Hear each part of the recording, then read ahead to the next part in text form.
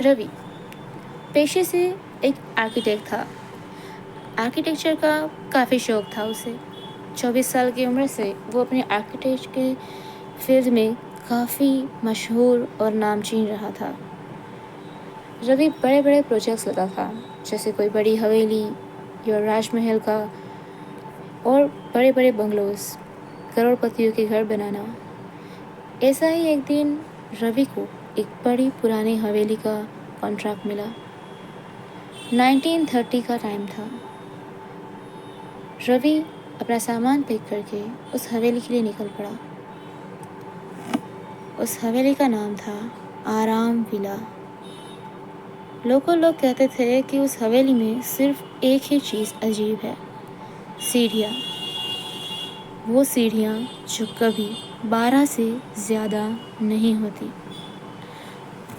रवि इन सारी बातों से बेखबर और अनजान था।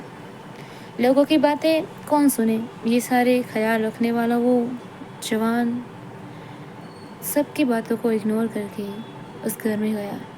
जब पहली बार रवि ने उस हवेली में कदम रखा, वो सीढ़ियाँ गिनता हुआ गया, जहाँ पे पूरी 12 सीढ़ियाँ थीं। रवि ने उन सारी बातों को मजाक में उड़ाया और अपने काम में मसरूफ़ हो गया।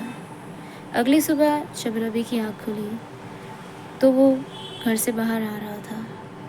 जब उतरते वक्त उसका ध्यान गया कि सीढ़ियाँ 12 नहीं 13 हो चुकी हैं, और जब उसने 13वीं सीढ़ी पे कदम रखा, उसका पूरा सराउंडिंग फ्रीज हो गया, मानो जैसे टाइम रुक गया हो। और एक आवाज़ आई, तेरे 13 कदम पूरे होने वाले हैं रवि। हर रात को उस एक डरावना सपना आता था, वही हवेली, वही 13 सीढ़ियाँ, लेकिन हर बार एक कदम और बढ़ता है।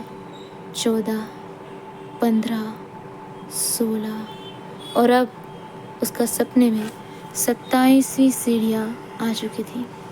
रवि का चेहरा बदलने लगा है, आँखों के नीचे काले साए आ चुके थे और हाथों में दरारें, और दिमाग में बस एक ही आवाज़। पहले भी एक आर्किटेक्चर आया था 1930 में। रवि जैसे जैसे डिज़ाइन बनाता, हवेली वैसे वैसे ही बदल रही थी अपने आप। एक दिन रवि रियलाइज़ करता है कि ये हवेली एक लूप में है, और हर आर्किटेक्ट जो इस हवेली को डिज़ाइन करता है उसी में समा जाता है और उसी की रूह बन जाती है। 13वीं सीढ़ी का रखवाला।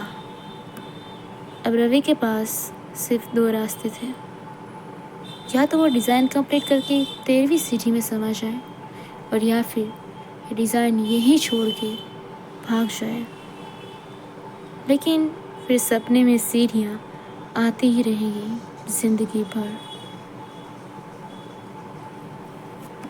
रवि का क्या हुआ ये किसी को पता नहीं चला, लेकिन आज भी आराम विला में रिनोवेशन का बोर्ड लगा है। नए आर्किटेक्चर आते हैं, इंतज़ार हो रहा है।